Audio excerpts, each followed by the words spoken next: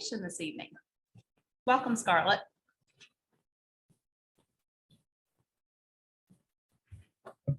Thank you for allowing me the opportunity to pray as we all begin this meeting. Now, could we all bow our heads and close our eyes with me? Thank you, Jesus, for this wonderful day that you've given us. Thank you for allowing Officer Wilson to keep us safe and protected in our schools. Thank you for protecting our staff and students as well. As we enter this Christmas season, let us remember that all you have given us. Thank you for letting us be able to be here together tonight. In Jesus' name I pray, amen. Amen. Thank you, Scarlett. Appreciate you being here this evening. At this time, please stand for the Pledge of Allegiance. I pledge allegiance to the flag of the United States of America and to the republic for which it stands, one nation, under God, indivisible, with liberty and justice for all.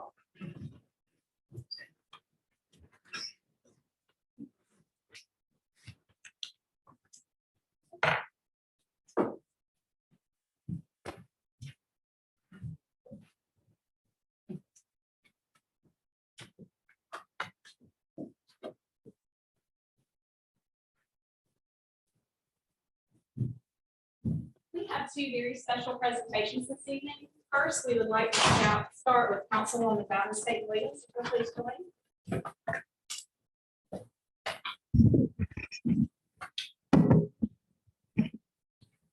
Councilwoman Diamond State Williams recently was elected to the North Carolina House of Representatives seat for District 73 last month. And with that election, she will be resigning her position as Harrisburg Council member at the end of this month. She has served on this council for 5 years, has been an advocate of the town employees, spearheaded the Harrisburg Youth Council, and has connected the town with atrium resources, providing countless hours of staff support. To quote a staff member, Diamond has made a huge impact on my professional career. She has shown me what it means to lead by example. At town events, I can always count on her for her support. From emceeing concerts to helping with the Harrisburg 5K, you can always count on Diamond. Diamond is a part of the Harrisburg Business Alliance and has shown her support of business in Harrisburg by taking the time to get to know those business owners in the community and help plug them into town services. She was instrumental in connecting big brothers and big sisters to the Harrisburg Youth Council and is involved heavily in the North Carolina League of Municipalities and is an alternate on the Transportation Advisory Committee. She has supported new events in town such as the Harrisburg Multicultural Festival and has shown her support with the capital campaign for the Harrisburg YMCA. So on behalf of the town, we would like to present this plaque in appreciation of your service and wish you the best in your new position.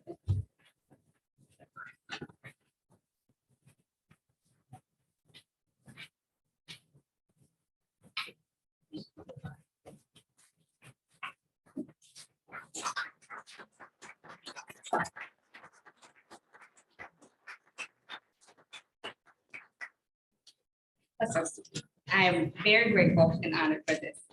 Thank you. Thank you.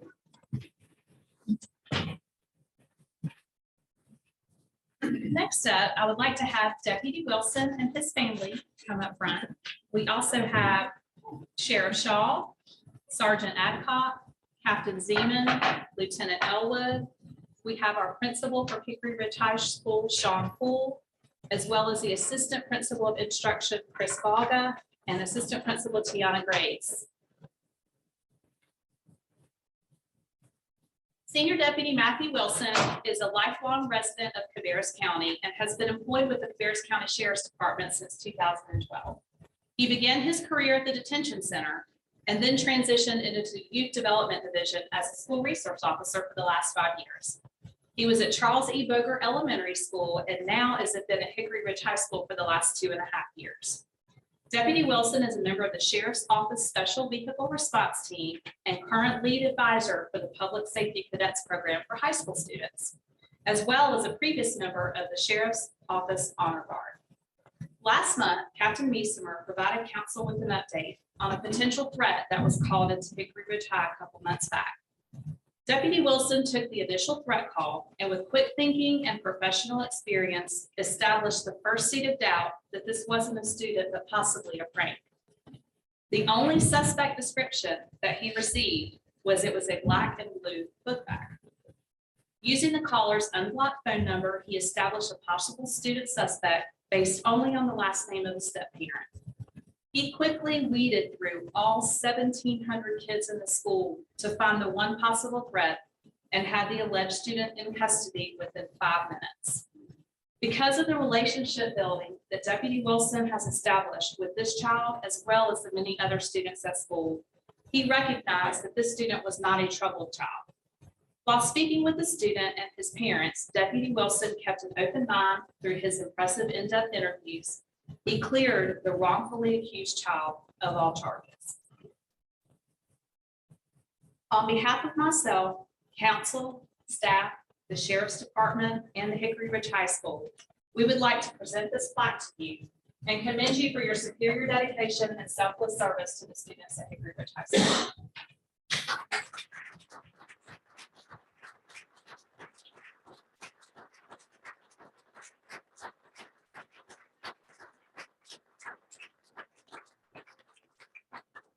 Everybody got how much benediction? Are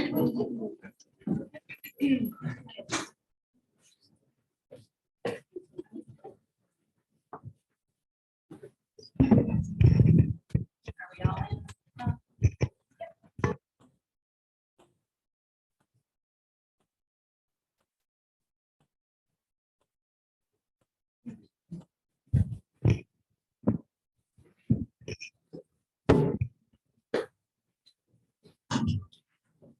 Very briefly, thank you, Mayor. Thank you, council members. We appreciate the fact that you recognize Matt for his outstanding work and what he does every day at Hickory Ridge. And I want you to know that the safety of our students, Cabarrus County students and Harrisburg students is of the utmost importance to us.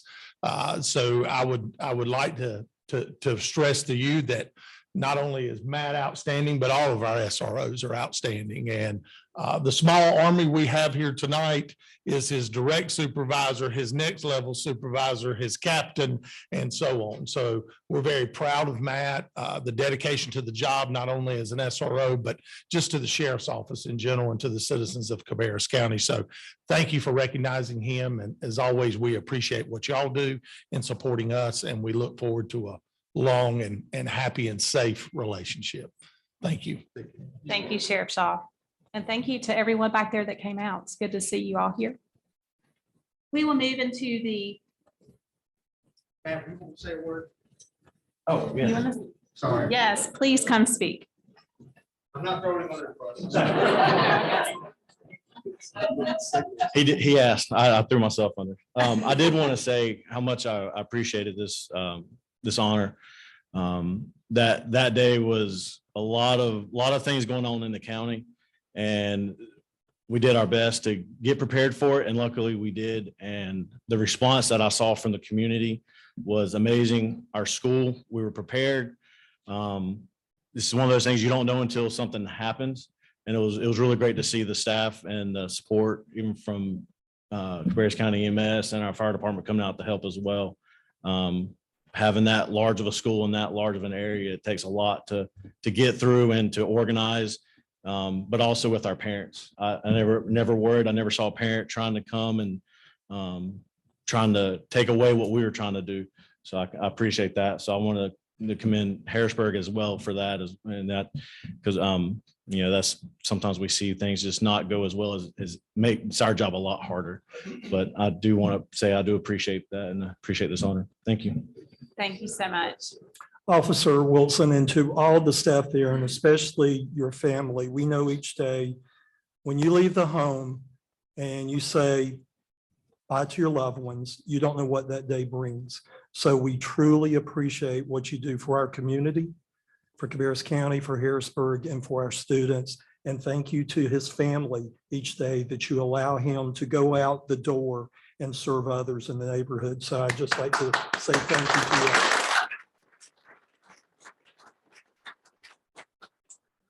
I wish we could start every meeting with this fantastic things. Thank you so much. We will move into the public comment section of this evening. Anyone wishing to address town council may do so during public comment. Just please state your name and address for the record. Be courteous and do not repeat what has already been said. We will go to in person before we go online. We did have one that signed up for the sheet, so I will go to that individual first. Larry, and I don't want to mess up that last name. If you'll just state your name and It's address for Polish. the record. It's Larry Skatarzak, and I'm from Concord. I live 8 miles up the road. And I have one thing to say, you know, to all of you, you do a great job. And what brings me here tonight, well, I have to say thank you to the police department, to the sheriff's department, the fire department, your EMS, because what happened to me back in August, I was involved in a multiple car accident right in front of the Shell station across from Aldi's. And I was coming home from the gym, middle of the afternoon, 1:15, 90 degrees out. And all of a sudden, I'm in the right lane going north. On the opposite side of the road, southbound lane, a 3.5-ton truck sideswiped the car and came flying over at me. So this is where the thanks comes in with the police department, fire department, and so on. All I had time for was 2 lanes. This truck, a 3.5-ton truck, was traveling at a speed, according to a witness, about 80 in a 35-mile-an-hour zone. The police investigation did their investigation, said they were doing 65. You don't have time to be afraid.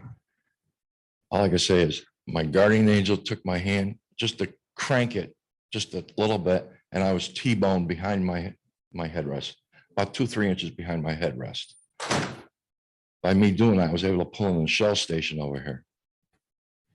In the meantime, that truck went over the top of the curb, went down to the next driveway, and hit a Toyota truck with a trailer on it.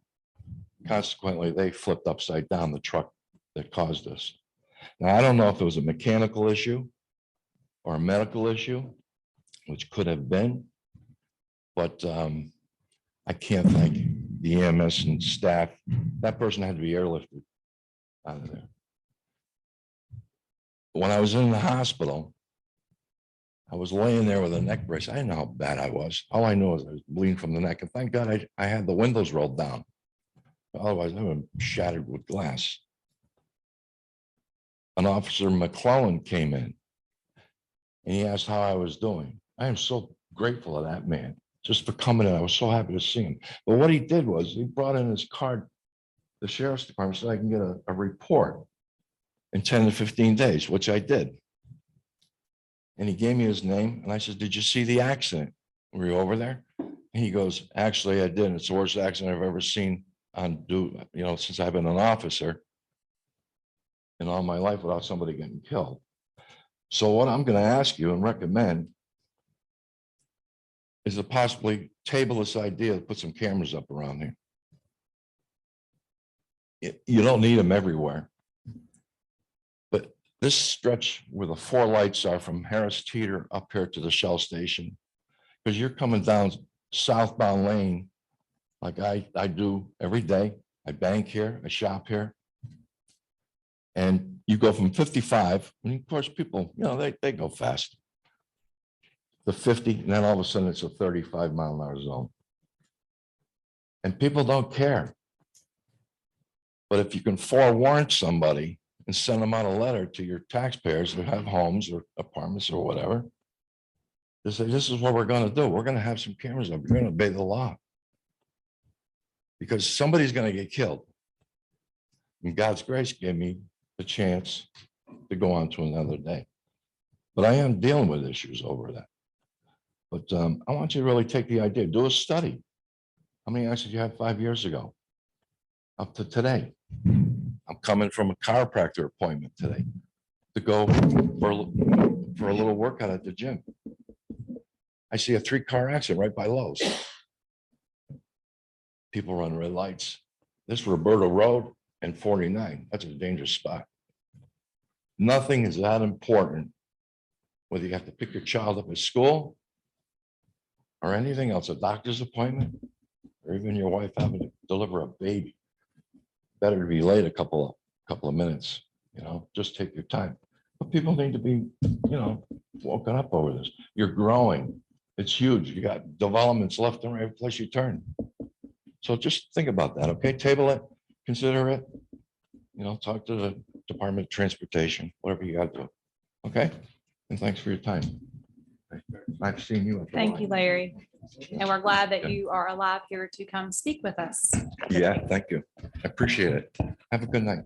You too. Larry, before you leave, just, you didn't get out that easy, did you? So, no, Rob Dunham, I'm the town manager here for the town, and I'll echo what the mayor said. I'm really happy to see you here tonight. Yeah, thanks. I was down at that accident that day. Yeah. And I'm surprised to see anybody make it alive out of that scene. I mean, I There's, think 65 is conservative of what that car was coming into town at. And if you saw the damage out there and you saw how far spread the debris was, which all of council got pictures from me that day. here's the other side of the fact. If I wasn't there, if I just, let's say, in back of it or went ahead of it, that truck would have gone over the top of the curb at the speed and hit somebody at the gas pump because there were people at the gas pump. And you would have had a massive catastrophe. Right. Yeah. So it's an afterthought. And just a point of clarification, was your request for like speed cameras, like cameras that issue traffic citations? Yeah, I you don't wasn't have sure to- what you were. And there's a guideline, there's a tolerance, there's a window. You don't hand them out. If they're going 10 miles an hour, you let them go. But if they're blowing a red light or any other, speed factor, you're growing rapidly. The roads can't handle it. You can see it. Larry, Yeah. one thing that we have implemented since that is we've increased our police force. And starting shortly, we will have 2 road patrols that will be dedicated just to Harrisburg. So while we don't have the cameras up, we do have road patrol being installed to help us combat some of the speed that's going on that you're seeing and red lights and everything else. Your health and safety is the backbone of this community, as well as Concord and all over. You can't do without it. People say, well, defund the police, and all this stuff. I don't want to hear it. Fund them. Whatever they got to have, fund them. If you got to raise taxes, fine. I'm retired. You only go so far with your dollar. But you know what? This is a pretty wealthy community. Okay, they're living pretty good. So if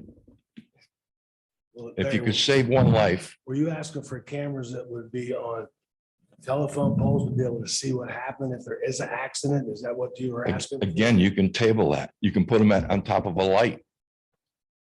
And it doesn't have to be all over the, Harrisburg area. There's certain places where you can do a study, see where your accidents have been most common. You got a new development, 1,000 houses going over here, somewhere over here. You got Eli Lilly moving it. I've got a Kroger's warehouse, 700 people going to be employed. It's right behind my backyard, So I live right up the road. So if you save one life, you don't want a family getting killed. Really, it's not. One child, don't hurt a child. Here's the grace of God here. I didn't break a bone. How did I not break a bone? Don't tell me, the higher power wasn't pulling my hands a certain way. But I feel the after effects. I had to deal with PTSD. Now, I thought PTSD was something that you get in a war. I couldn't sleep. I'm dealing with hand trauma, nerve damage in my hand from the impact, But you do, there's after effects. You don't want anybody getting killed, You got a great community here. Super. You got great people, great schools. Growth is tremendous. It's good for everybody.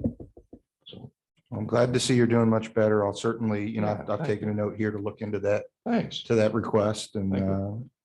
we appreciate you sharing the story with us today. I appreciate your time. Thank you. Thank you. To what Councilman Smith was saying, part of our growing, our police department, there will be dedicated traffic units. Mhm. You speak to Captain Hickman, you have a chance to kind of run you through it, but we know it's been a growing issue. And one of the reasons we are funding our police department, is will fund our police department, and make sure they have everything. Yeah, that's good. But see, and I'm glad you're here tonight too. This is Thank you. important. As I've told this council many a times, one of the biggest things I hear from residents is traffic in Harrisburg. Mhm. So, we just had a council retreat last week and I talked to our fellow council members about it. But we know we have to find a way to get more traffic off of this side and put on the other side. Mhm. We know, and the other day I told our public works director, somebody from church asked me about the light that you turn there when you're heading out of town onto Caldwell every day at 5 o'clock. It lets 2 people through and you've got a stack of cars and they're saying 4 people are running that every day. And they're just afraid when somebody's going to get T-bowed there. Mhm. So it's all over Harrisburg. And so we do have tonight a newly elected commissioner with us, Chris Meisner. So we need to be able to work with county commission. We need to be able to work with the NPO, and we need to be able to work with NCDOT and get some dollars to where we can do that, because I know coming across the bridge many a times, the light catches you, just 2 cars get through, and how many people run those lights. Right. You're absolutely. This morning I was heading out of town and there's a truck trying to race me out. He was going 65 in the 35 and 55 up here, and water was pouring out of his truck. But it's like, it was a dump truck. What's he doing? Right? So I understand it, and we will, transportation is one big thing for us that we want to look at. In order to win a little, you got to give a little, so that has to be tabled. I understand people's complaints. I understand people say, well, we don't have the money. Well, get the money. I don't want to hear it. Get the money. This is why you pay taxes. I think Captain Meisimer wanted to speak as Just to well. add to his concerns, I'm saving this for my portion where I get up. We have cameras that we are currently working with NCDOT to try to put up in several locations. And we're currently jumping through those hurdles of what the state will allow and not allow, where we can put them, et cetera. So hopefully we'll get those online here in the near future. The intersection y'all are speaking of close to Roberta Veterans has always been a nightmare. Councilman Smith asked me last month, see if we could go out there and try to write more tickets. And I believe we were successful in that, because I even had other members of council. I had Lee call me saying, what is happening at that intersection? Because we had any given time between 2 to 6 deputies out there. We had an undercover car that was calling it in. She would be videoing all the folks run the red light, et cetera. And then my guys would pull them over as they went down the street. That was the safest way we could work that intersection, because that is such a busy intersection. It's hard for my guys to be there, see it get turned around without causing an accident. Right. So that's been pretty successful this month. We plan to continue that for a while until we hopefully get that intersection a little safer.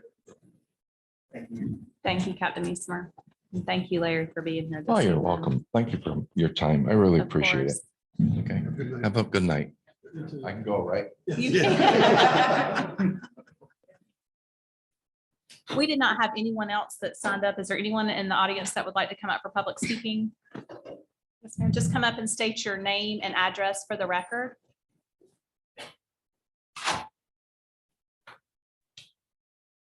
Good evening, everyone. My name is Glorisha Jones. I am a resident of Harrisburg. My address is 4821 Pepper Drive. I've been a resident of Harrisburg for about 10 years now. I am a former Cabarrus County educator, school employee. I'm still in education. I have 20 years of education. I am the chair of the BPC of Cabarrus County, and I also serve on the sustainability board of the town council. Hi, Mr. Dellinger. I'm here today, basically, or tonight, rather, to nominate my person that I collaborate with. Her name is Latricia Glover. She is someone that I am very interested in taking the place of Miss Diamond Staten Williams. She is someone that when I first came here was very instrumental in making sure that I was readily acclimated to Harrisburg. She is rich in Cabarrus County, meaning that she has been here. She has family in Cabarrus County that have been here for generations. And she was also someone that was very, she played a pivotal role during the pandemic. And this is where I really first got my inner workings with Miss Latricia. She formed a group along with myself and Miss Staten Williams to make sure that we targeted kids and children during the pandemic. There were a lot of, as an educator, we all know, I don't know if you have kids, but a lot of kids were very depressed during the pandemic. She and I and Diamond Staten Williams got together and we formed a Zoom call in which we would invite the children, some of my students, some of her students, because she is a Cabarrus County employee as well. We would get together and they would come on to the Zoom call and we would try to find avenues and resources to make sure and ensure that their mental health and their well-being was great. So I just want to say that there is no other person better to act in Ms. Staten Williams' position. She knows a lot about Cabarrus County. She is an educator. She is a Cabarrus County employee. Her children are in Cabarrus County, such as my children are. And I think that she will make a big impact, and she will be a change agent for this council board. That's it. Thank you. Thank you, Ms. Jones. Is there anyone else in person? If not, we'll go to online on the Zoom call. Do not see a hand raised. Do you see anything, James? That will conclude public comments. We'll move into the consent agenda. Is there a motion on the floor to approve the consent agenda as presented? Motion to approve. Motion to approve. Is there a second? All in favor? Aye. Motion is passed. Communications, we will start with our town manager update this evening. Good evening, Mayor, Council, community. I don't have a ton of updates this evening, but I do have a handful, so I'll try to keep it brief. For those that don't know, 2023 will be our 50th birthday for the town. And we plan to present the itinerary for the upcoming year at the January council meeting, as well as do a unveiling of the logo for that year. So we do plan to celebrate the year at all of our events, as well as add a few. And I just wanted to kind of foreshadow that for everybody, so that they're keep an eye out for January. So our communication folks will be hard at work between now and then, as well with our parks and events folks, to make sure that we have an amazing year. Our fall paving is in progress. If you haven't gotten a call from a neighbor, you will soon. So, forward those all to Mallory or myself, but we're certainly working with the neighbors like we always do. But it's never a good time to pave the street in front of your house, right? That is in progress, and we'll be wrapping that up dependent upon weather as we move forward. I've sent a note out to all the council, so this is not news to you, but for those in the community that are unaware, the Mulberry rezoning project has been canceled due to geological difficulties on the site. The developer is still working with the town to find other sites within the town that would better fit that, but ultimately that particular site just proved to be not economical based on the amount of rock blasting that they would need to do out there. Also, we have gotten the official paperwork and approvals for the Caldwell Road extension and the 49 improvements. So we're really excited about that. I know we've kind of tooted our horn on this, and we knew these were coming, but it's still nice to see the official final approvals come through. And Mallory and her team will be working expeditiously to get those projects started, as well as our engineering folks will be preparing the Hickory Road or Hickory Ridge pedestrian connection project for grant funding as well. So we feel really good about that project. And we'll keep you posted on the success of that as it comes through. Just another shout out to our parks and recreation programming. We all kind of take for granted how robust and excellent our programming is. But I think last I checked with Jim, and this number could change plus or minus a little bit, but we had 127 teams participating in our winter basketball program. That's an incredible number for a town our size. That's probably 3 times larger per capita than any of the surrounding towns around here. So we do that with 2 very, very dedicated coordinators managing those programs. So again, very, very proud of that. And you can see the growth of those programs through the town. We get everybody in town signed up for them, and we attract plenty of people outside, even with increased fees and things for non-residents. We have seen no reduction. It's an excellent program, and it's something that we're really proud of, and we like to announce at meetings like this. Last but not least, the Christmas tree lighting, which I know the mayor will expound upon, but it was just a wonderful event, big crowd. Looks like we had probably about 5,000 people at that event. And I wanted to thank the mayor for emceeing what seemed to be, like a 3-hour MC event there. And, we appreciated it, had a lot of fun. My daughter especially had a lot of fun going to see Santa. And it was just a beautiful event, beautiful weather. Again, kudos to the park staff and the event staff that put that on. Again, something that we really are proud of, and really shows our brand and our quality of excellence that we like to have on all of our events. So thank you, Jim. Thank you, Mayor. And that's all I had for tonight. Thank you, Rob. Brian Lee, is he given, are you? Oh, we have Lee coming to give our finance report, changing it up a little bit. Brian Lee. He thought he could keep me down, but I made it back up here. Nice to see everyone again. Hey, Brian unfortunately was ill today, but I'm gonna kind of go through. He didn't trust me enough, I believe, to do this on my own. So he gave me a 2-page outline. So I'll do my best to stick close to what he wanted me to pass on to everyone. So first off, we'll have under the revenue expense dashboard, you can see we're looking green pretty much all the way down, as is normal this time of year. Our tax collections are in the red. We did actually receive $6.6 million deposit on taxes last week that aren't included in these numbers. So that'll bring that red up to, I think it'll get up to at least to yellow, if not start moving to the green area. So this is the time of year where we start getting those collections. This will probably be our largest one. We'll get another big one later this month or into next month. So we're on track for that.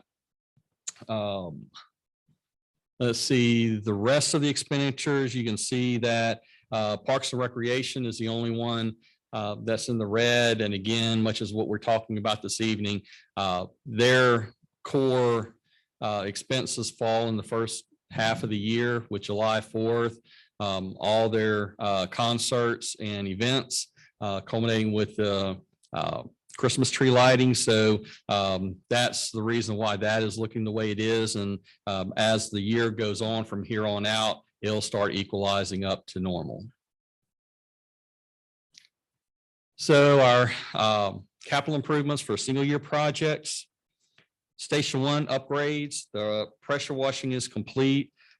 Staff is currently working on quotes for sealing the outside of the building and the concrete work. The ADA sidewalk program, the sidewalk trip hazards and Coventry curb ramp replacements are now complete. And next steps will be the gaps to be filled on Highway 49, Key Lane, and Rocky River Road. Lucas Court, that's going to be on the agenda a little later this evening. All the easements are completed and the construction contract will be on the agenda for you to review tonight. So we're excited to get that project moving.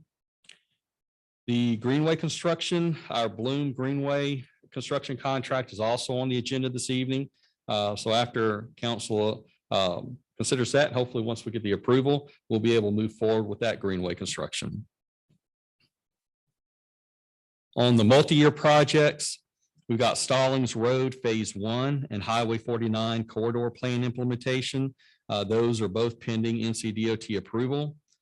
Stallings Road Phase 2, Davis Creek Greenway and Cambridge Drive. Those surveys are complete on each of them, and the design is currently underway. And then the sidewalks on Hickory Ridge, the design is complete, and staff is securing grant funding for the construction before proceeding with the project. Let's see.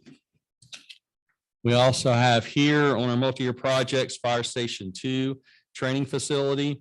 The container plans have been approved by the engineer, and the construction is currently underway on that project. Sequoia Hills Waterline project is complete, and the residents may request water service with the town as of now. For equipment, no real updates here, except that the air conditioning machine for the garage was placed in the service this month. So everything else is pretty much the same as last month.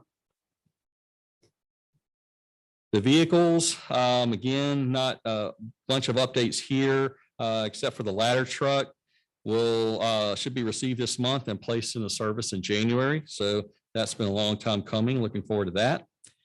And then under professional services, the salary study is marked as complete.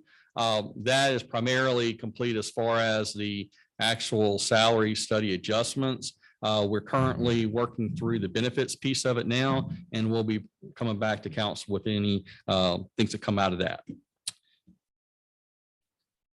And last couple of things here, we did move into paychecks. So we had Paycom for our payroll service provider. We have officially moved into paychecks. We had our first payroll process last week. So that is done. We're still some process of moving everything over, but for the most part, we're moving nicely into paychecks now. Fiscal year 24 budget, that is currently underway. We have our departments that have submitted the capital, personnel, and major requests to both finance and management, and we're beginning the review process of that. And then we're currently set up to, actually, I believe this week, start with our department head meetings throughout the month to discuss major requests that are in those different areas there. And then the last thing here is ARPA. Again, total grant funding of just about 5.3 million, with the remaining amount of 4.5. We did have those discussions during the retreat on how to utilize that money. So once council makes the final determinations on that, we'll be able to spend that. And that is it. I'd be more happy to answer any questions. He didn't leave me any notes for questions, so I'll do my best if you have any. Thank you very much. Appreciate it. Thank you, Lee. Brian would be very proud. Let's see here. So Captain Meesemer jumped in line, so we're going to let Chief Dunn go first with the fire department update.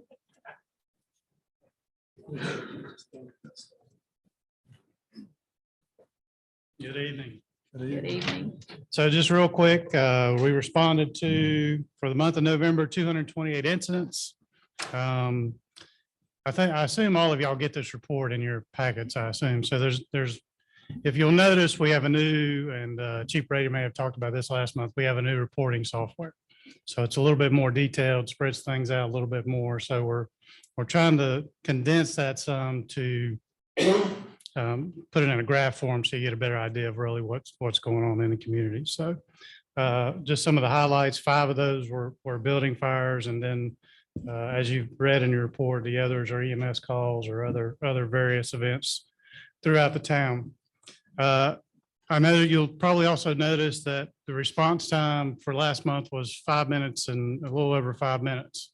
So the new reporting software also takes into account from when the time of the dispatch to actually arriving on the scene. Our prior software only took into account when they were en route and what time it took them to get to the scene. So what that relates to is the time it takes them to get into the truck. In the daytime, we allow them 60 seconds to do that. At nighttime, we allow them 90 seconds to do that because obviously most time they're asleep. Most time they do beat that, but that's why you're seeing that time is inched up a little bit there. Some of the things we participated in last month, the trucks did go to Rowan Cabarrus. They have a live burn facility, so they did go up there and complete some scenarios there. We did a Stop the Bleed program for a men's group. We did a home safety program for seniors at Harrisburg United Methodist Church. We participated in the turkey trot over at Bradford Park. I think they finally brought that back. That was for several years, so good to see that back. And then the Toys R Tots for at Captain Steve's during the month. So busy month. Any questions? All right. Thank you, Chief Dunn.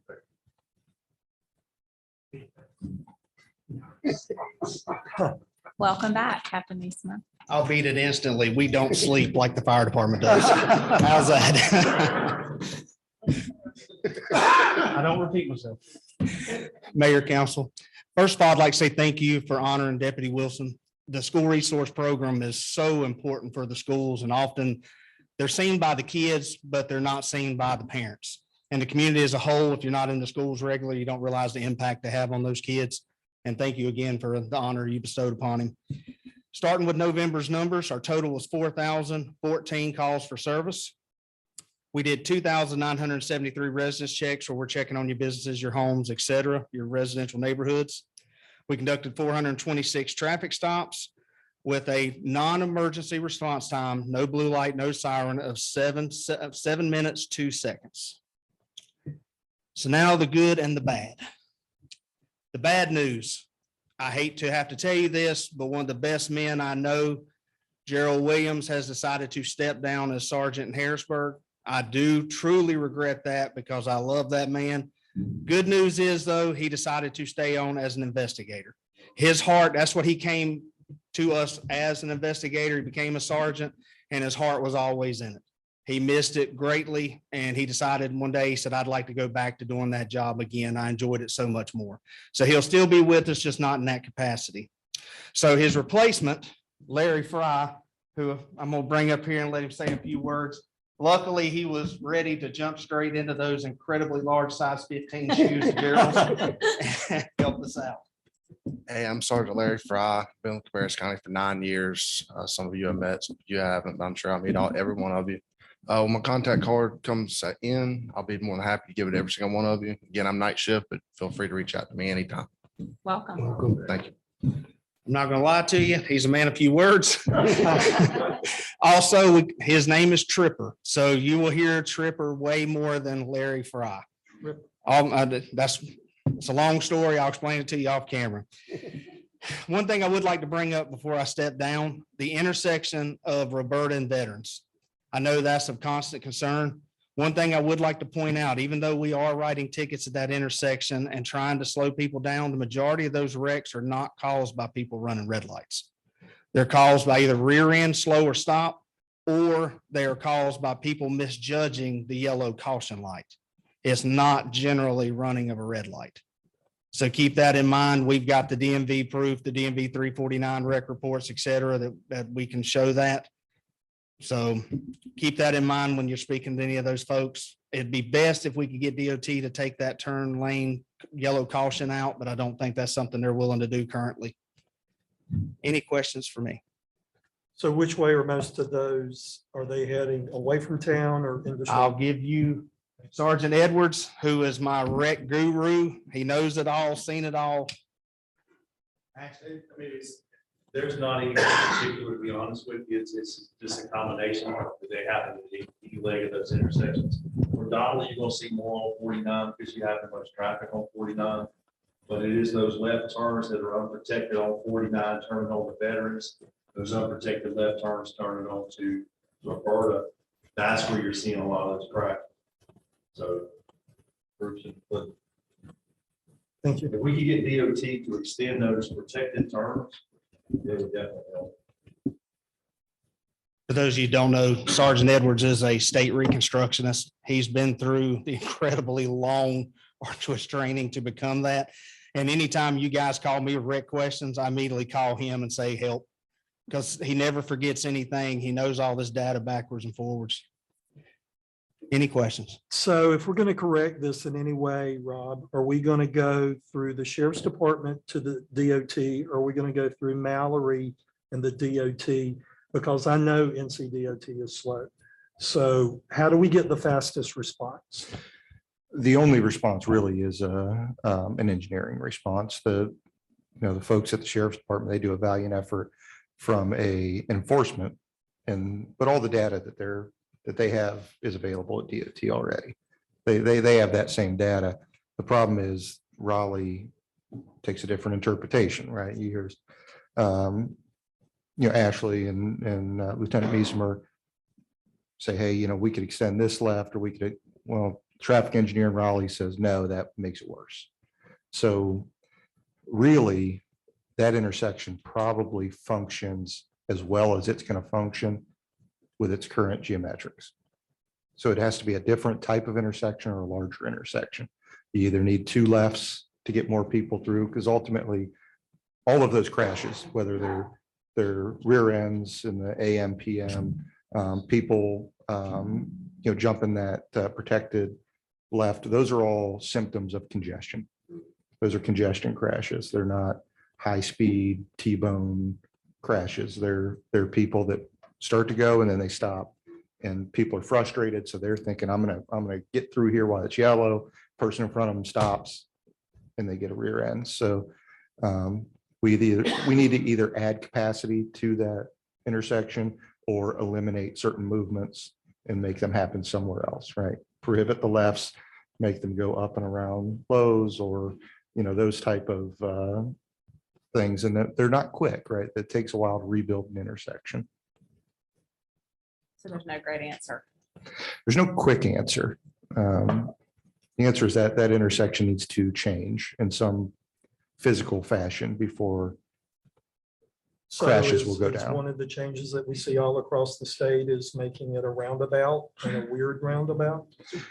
That would be a significant I know it'd be significant. but is roundabout that- there. I don't know if that would be the answer. Typically, and I'm drawing a blank right now what the name of the intersection is, but with kind of a super street type of thing where you eliminate lefts and have a U-turn up at where there's less throughs coming through. But that seems to be DOT's preference when I see them deal with intersections like this. But there's a myriad of options that work. It's just a matter of finding which one is least expensive and you get DOT to invest in. Captain Meismer, with regards to Officer Wilson, you talk about relationships. I'll bring up a name of Officer Elwood. He built a relationship with my oldest. He's built a relationship with my youngest. And he's no longer involved in that role where she's at, but yet she runs across him between he and his son at wrestling tournaments. He or she? He. Sorry. We got his wife also works for us as a super, and was okay. in the exact same school he was in, and then he replaced her, or tried to. And then.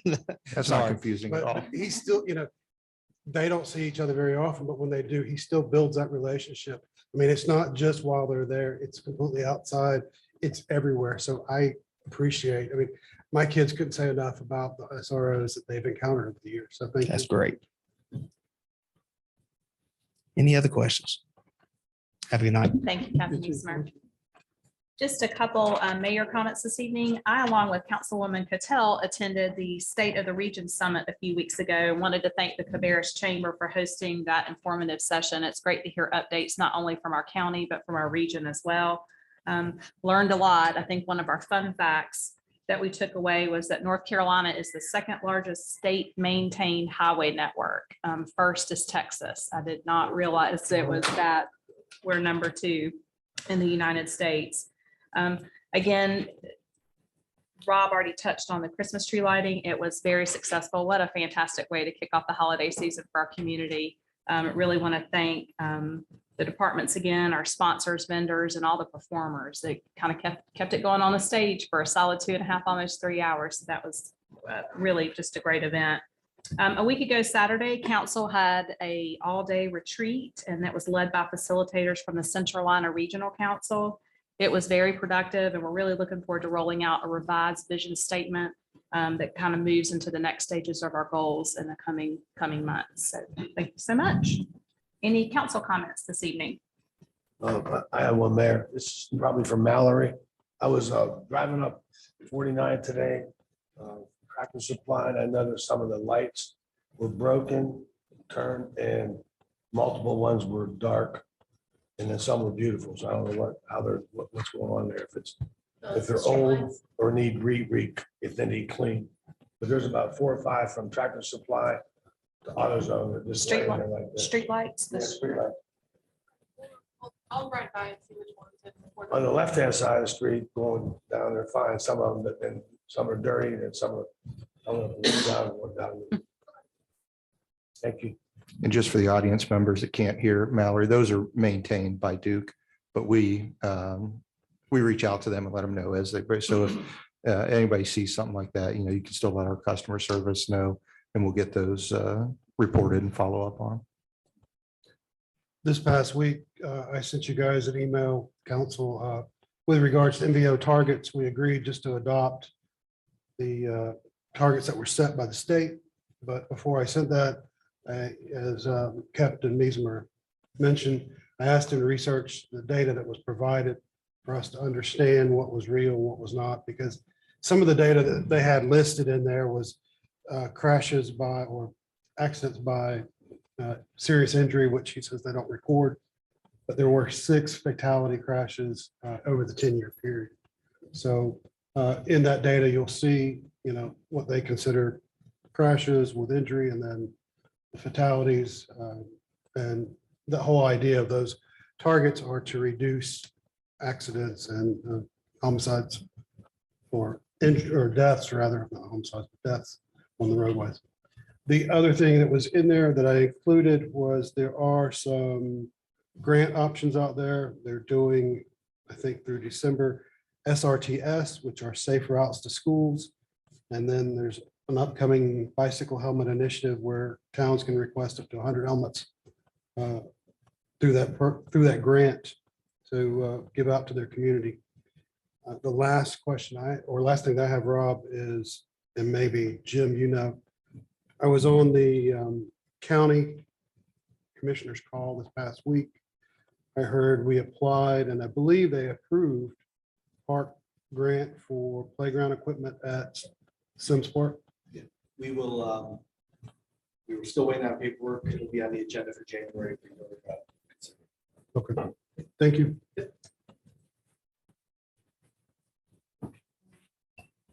So I have a couple comments. Last week at the council retreat, and by the way, thank you for setting it up, and thank you to Centralina for facilitating. And I wanted to thank all our elected officials for a very collaborative and productive discussion. But several times questions came up as far as what is our legacy, what is our history? And what I was hoping, maybe this is something we can do, we can see if we can commission someone or, some company to do research for us and publish some articles. We can even post it on our website, let's say an article a month on, a place of interest or some historical figure or something like that about Harrisburg. And where this is our 2023, our 50th anniversary, by the end of the year, we should have enough we could even perhaps gather them into like a brochure or even a small booklet about Harrisburg and kind of talk about what is our, history and legacy and heritage. Yeah. Thank y'all, team. Anyone else? Yeah, I do. I just want to thank current council and previous council and the residents of Harrisburg and my friends and specifically my family. This has been a sacrifice over the last 5 years of not cooking on Mondays and making sure that I go to different meetings and different opportunities to help support the town and get the word out about what we are doing. I'm grateful for this opportunity to have learned and to sit with all the different department heads to truly learn and figure out what was needed. When you figure out what's truly needed, those needs translate to advocacy, and that advocacy absolutely and ultimately helps the community, which I think is absolutely important to make sure that we're listening to those subject matter experts in every opportunity that we have. So I'm grateful for you all in everything that you do. I know it's not easy listening to 7, 8 different opinions at different times. I'm truly grateful for you all. So thank you, thank you, thank you. Thank you. Anyone else? Rob, I got one question that continues to come up with regards to developments. And maybe we're all here. we'll get the same answer, but, and I'll pick on one corner. Hickory Ridge, I'm sorry, Rocky River and Robinson. There's supposed to be an age restricted, neighborhood going in there at some point. Next to Kensington Court. Across from the fire station. Yeah. Yep. Yeah, I wasn't sure if it's age restricted or not, but it was, yeah, It is. yes. So what we see is what we've got there is nothing has been done. Is there a window of time that a lot can sit before something has to be done, or can it sit, with no action indefinitely until they decide? So two-part answer. It can sit indefinitely based on the rezoning. So once you're rezoned, there's no obligation to build. You're just approving the rezoning. That's the point of the preliminary plat process. Prior to moving forward, you still need to come in for a preliminary plat and then go get your construction documents based on that. Once you enter construction documents, there are windows that are tighter, that you can't just design something, put it on the books, and then that you have that approval and you just build it whenever. That I believe we have a 2-year window on, but we may have shortened it to about 18 months, or it could be even be 6 months now based on our sewer allocation policy. So we have some different things guiding that, but automatically, if all things are equal, if you finish your design, you have 2 years before you need to redo your design. But like I said, based on our sewer allocation, I think that can be as short as 6 months now. Does it create an additional headache if we were to ask on our report what has been approved in the action? It would be a little cumbersome because it would be hard to account for things that have not been rezoned. Like you have to draw a line, right? So I'm saying things that were approved. We take that corner, for example. It's been approved, but there's an action. So it's sitting dormant until the developer's not coming in and started to finish. yeah, as long as there's a back date to it, because theoretically, every parcel in town has an approval to do something. We just approve them all through the broad zoning.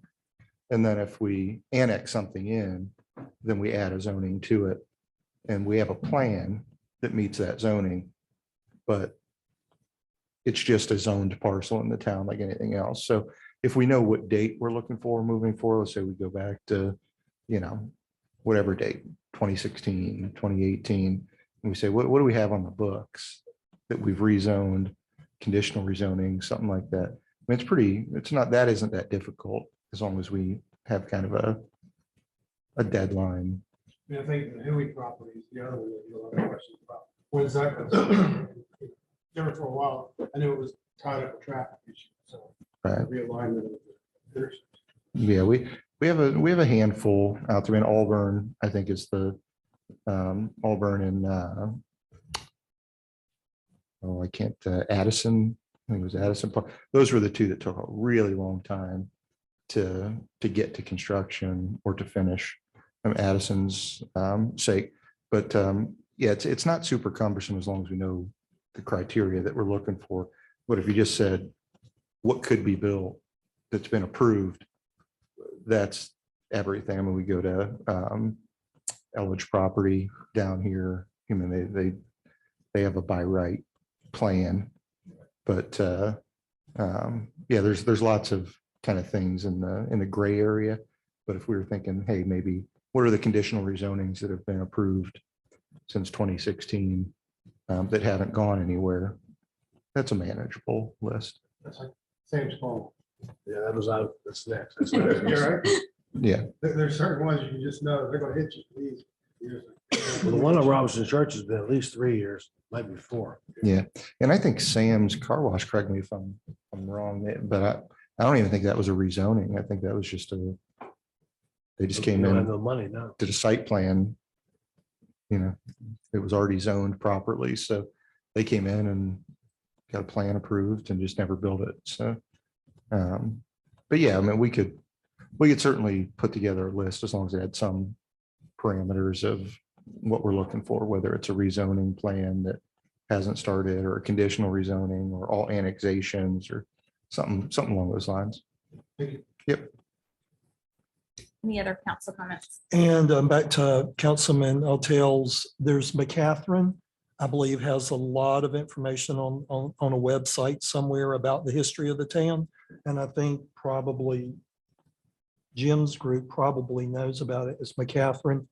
And I think even last year when we talked about the 50th, I said, let's be sure that we advertise about anybody that has any old pictures out there. So we need to re-advertise. If anybody's got old pictures to put out about Harrisburg, it'll be great for this anniversary coming up. So we need to maybe get that out, April. And that is on our plan and our agenda as we get things announced, to reach out to public for whatever things they might have, they find interesting that we can. Thank you. We're bringing in like Aerosmith and We'll see. There's no other comments. We will move into the public hearings portion. We have 2 items on there. Up first, Zach will present again the request to conditionally rezone the 46.65 acres located off of Wonderwood Lane. We talked about this at our last meeting, but giving an update. Just a quick note before I get started. This tie was supposed to be red. For those of you who are colorblind, it's red. Okay, so I've been told that the down arrow means we got, look at that. Wow. I'm so excited. So we are before you first for a conditional rezoning. You will recall from last month's meeting that there was some concern about what could be done under the AG zoning.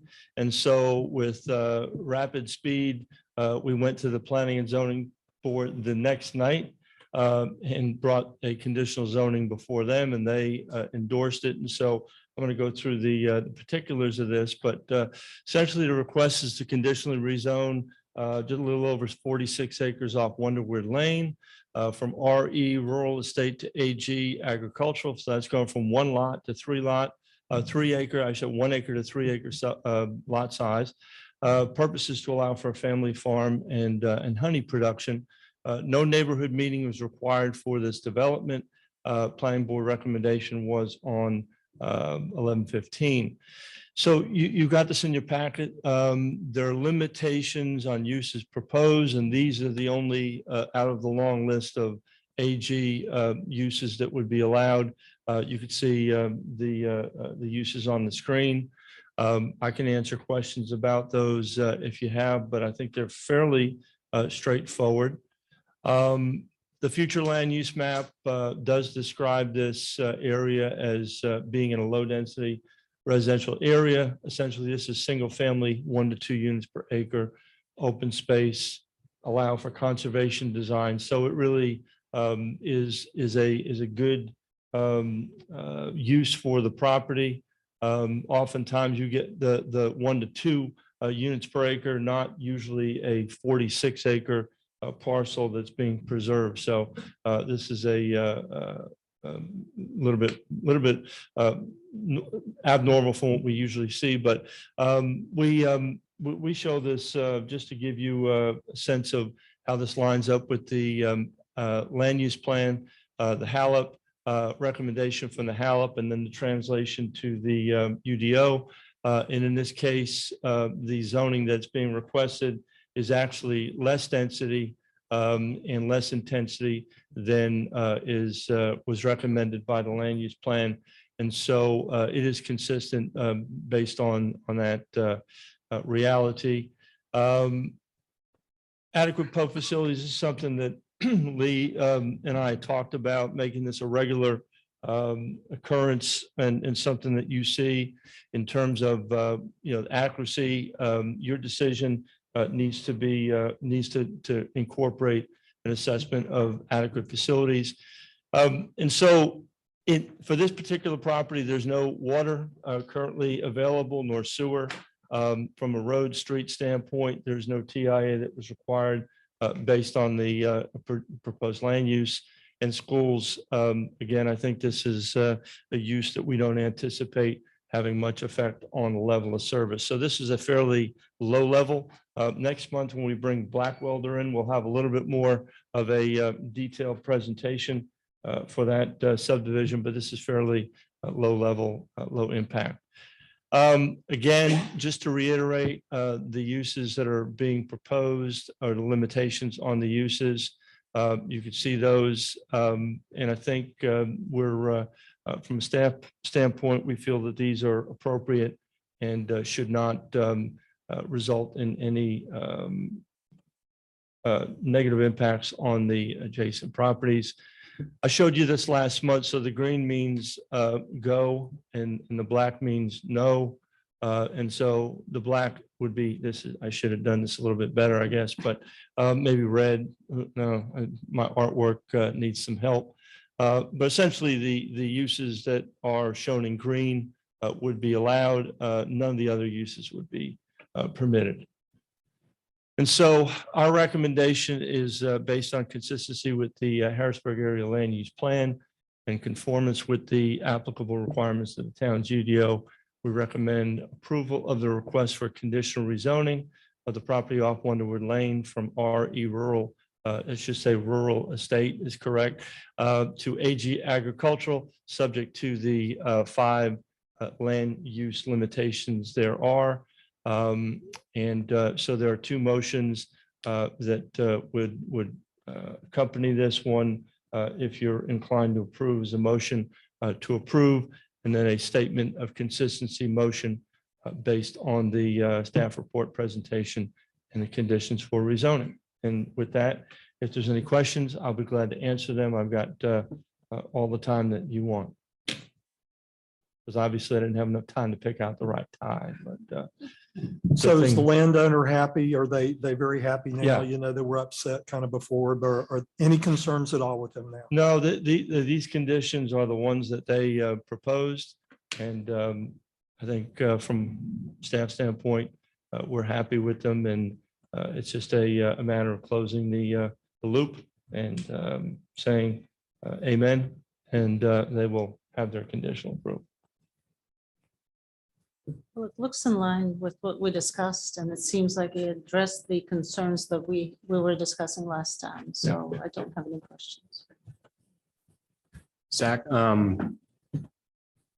want to thank you and your team for jumping on that as fast as you did, because it was the night after the council meeting and I was in the room for the planning, and to pull in the landowner and roll it around in your head and then get it on the agenda and get everybody up to speed. And also the Attorney Rich, for your input at that meeting was really appreciated. So thank you for pulling that together quickly, because otherwise they would have had to wait until January, and they're fretting over it over Christmas. And now, I think they're just going to be happy. So thank you.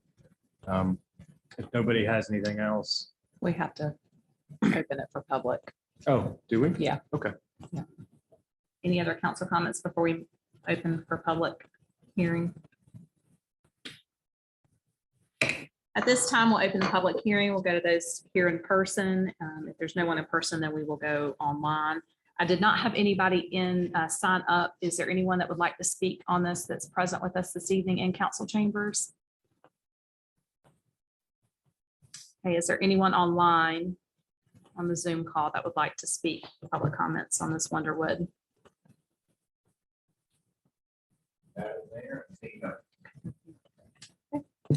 At this time, the public hearing is now closed. Are there any additional comments from council? with that, we'll need a motion to approve. Motion to approve. Is there a second? All in favor? Aye. Any opposed? The motion is carried. We'll also need a consistency statement. Rich, I actually think I have one for you. Do you have it? Well, it was up on the screen. Yeah, it was perfect.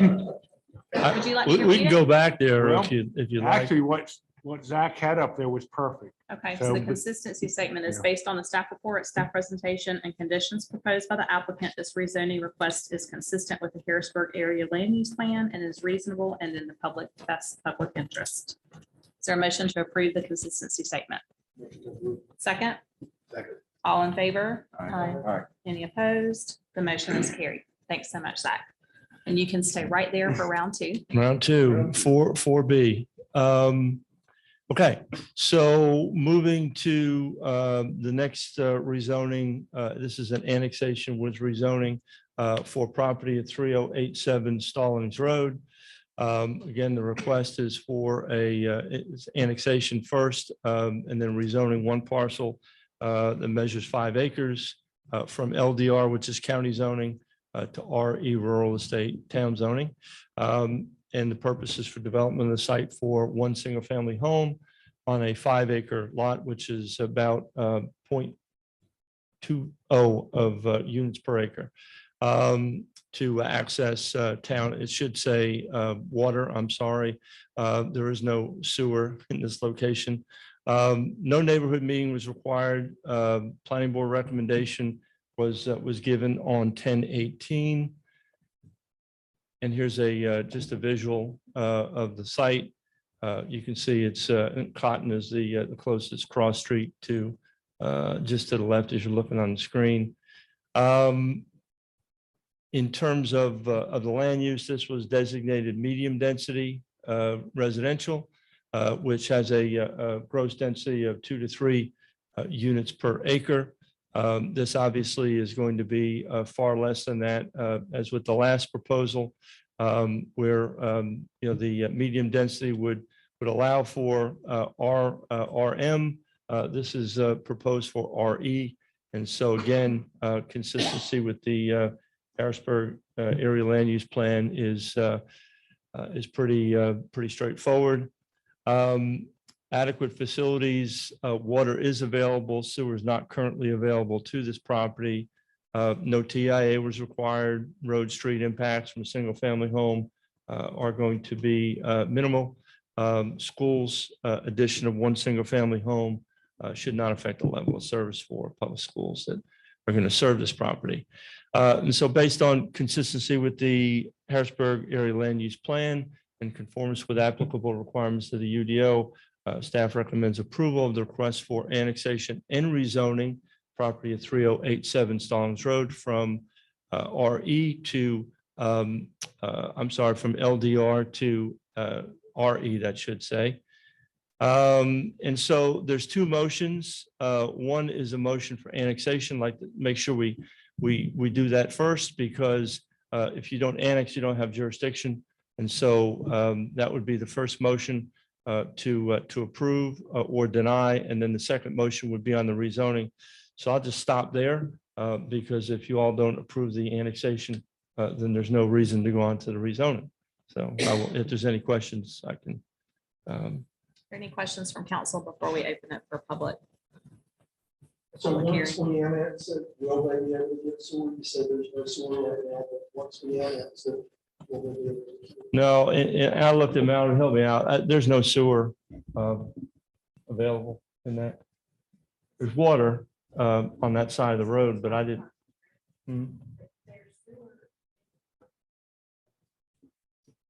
This is a different site. Let me back up. Let me just bring the.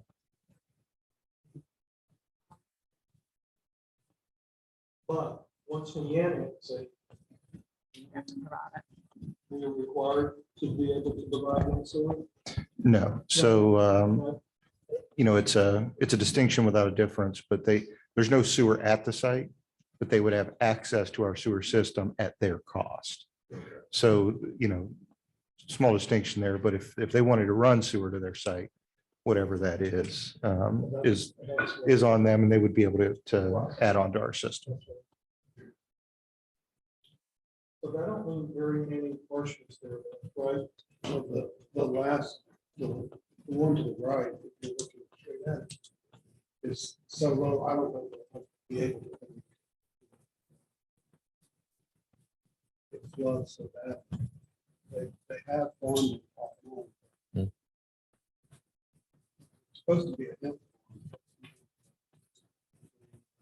Had two applications out there, other applications accepted, so it's not growing from there. And then it comes.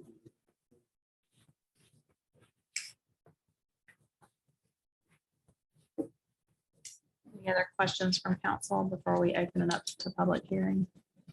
So if the annexation is approved, but the next motion is not approved, is the owner going to be okay with it? You have highlighted one of the quirks of North Carolina law. And so theoretically, you can approve the annexation and not approve the rezoning. And then they could turn around and petition for de-annexation, I guess. Oh, okay. Right, Rich? But yeah, so I think they kind of go hand in hand, but And the next motion will be to build one single-family home on the property. it's to rezone to allow for one, or essentially. one Yeah. house. Okay, okay. So there's something that's way back off towards the woods that's being built too, right? That's not part of this. No. That's a barn or something?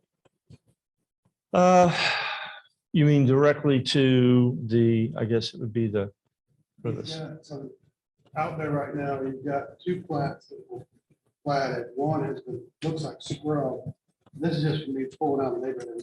And then there's what Rodney's referring to towards the back of the property where that tree line is a stack of building materials, which could be for the incoming house. But it's been there, what, yeah, 6, 8, Yeah. 10 months. Yeah, we haven't issued a clearance permit for that. Again, if they were going to do anything at this point, it would be through the county. And so, but I think the intention is to come into town and then be able to build. And there is between that property and the existing house, if I look, there's like where a road can go in there. Is that correct? That's the main entrance. If you look where Cotton is, which is the street directly across, there is a gate right across the road there. That's what they use to access for the farm to the right or the land to the right. They come in there. But it also looks like to the right of the red line, there's a area here.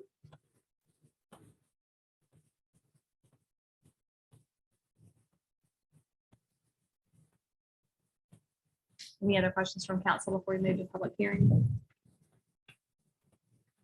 At this time, we'll open the public hearing, go to those in person. Is there anyone that would like to speak? We did not have anyone sign up, but if there is someone here, please come forward. And with that, we'll go, if there's anyone online with the Zoom that would like to speak.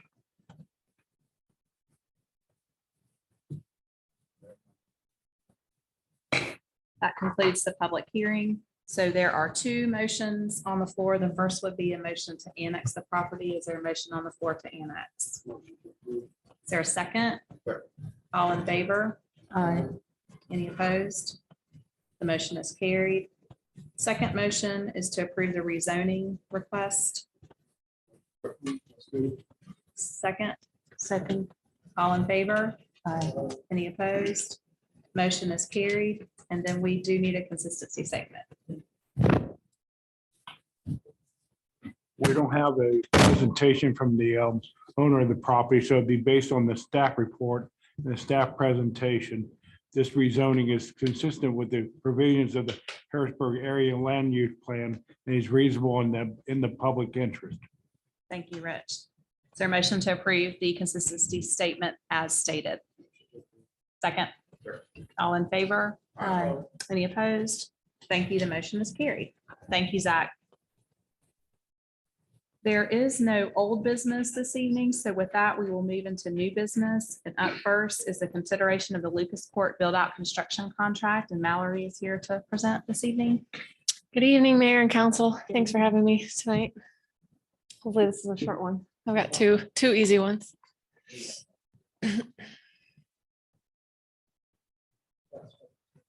I sent it to James at the last second, so he's getting it filled up.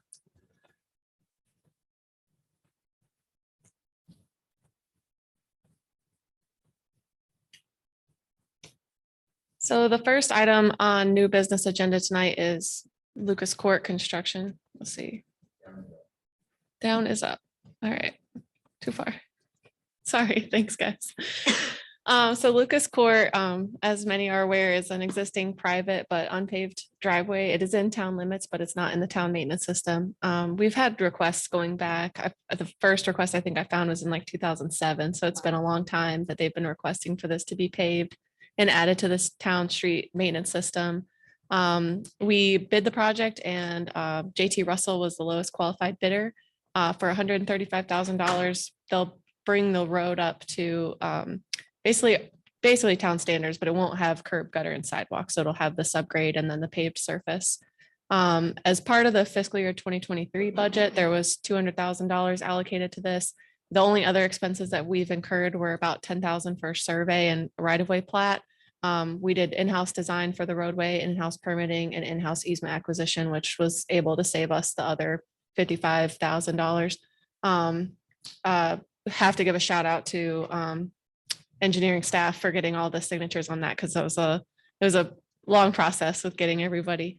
So we obtained the survey from ESP I think we finished that in June and then started working on getting signatures from the property owners. Last signature was signed in November and we started bidding it for construction. We want to make sure we had everybody before we bid it out. Hoping to begin construction in January as soon as this contract gets approved. And then once it's completed, we'll add it to the Powell system. So you'll see it again for acceptance for the Powell network. I'm going the wrong way, sorry.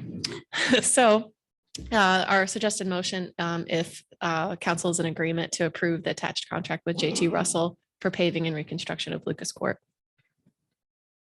Thanks, Mallory. Second, all in favor? Aye. Any opposed? Motion is carried. They are going to be thrilled. Do you need to talk about the?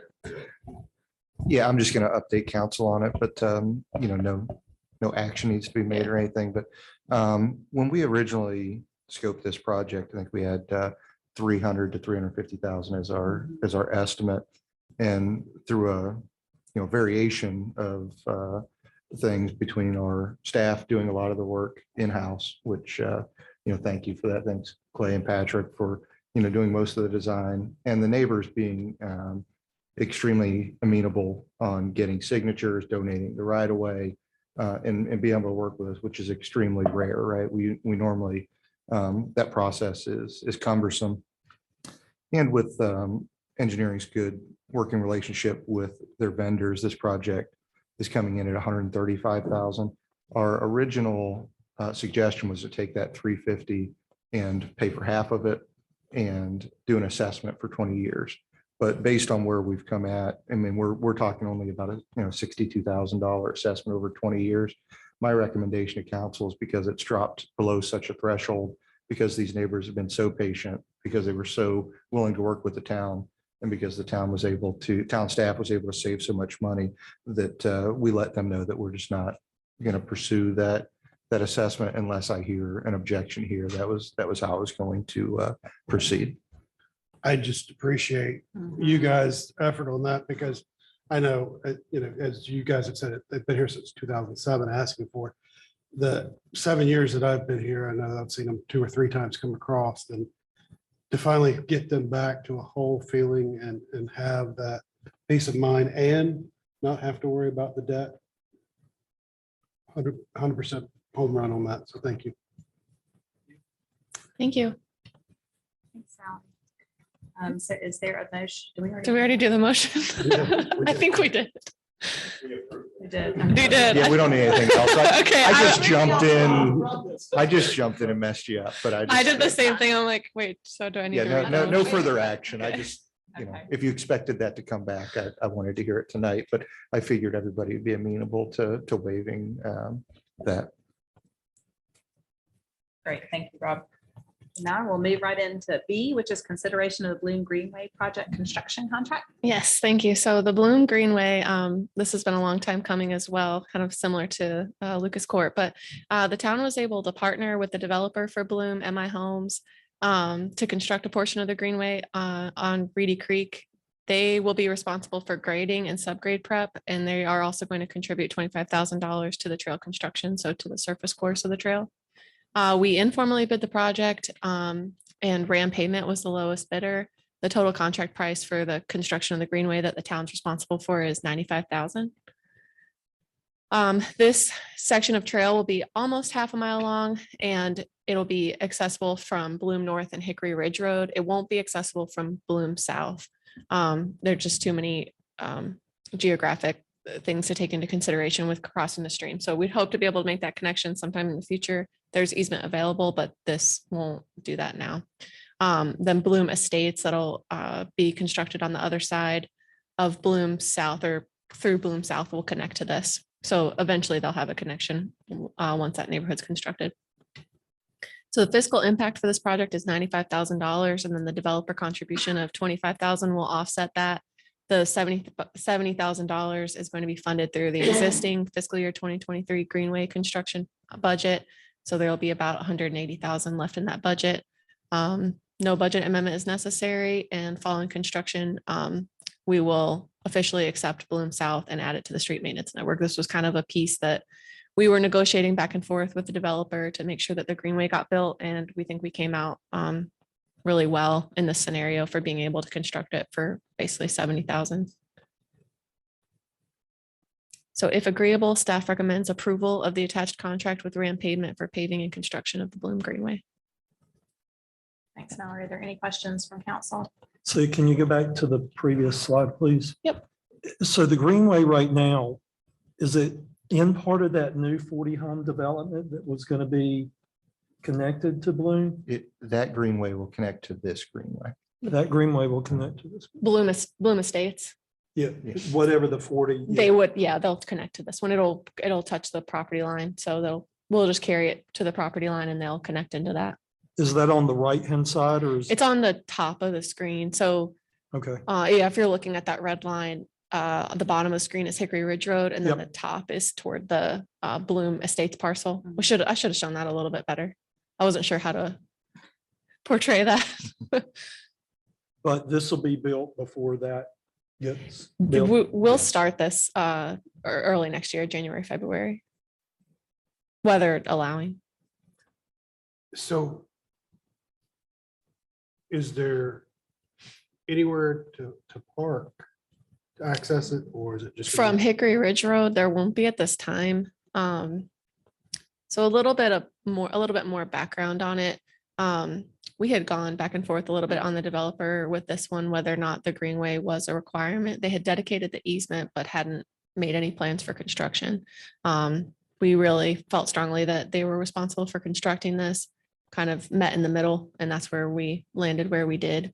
I still feel like the town did come out well in this scenario. If I'll look at Lee and Rob to nod their heads in agreement with me. I think we came out well with this for what we'll be able to construct it for.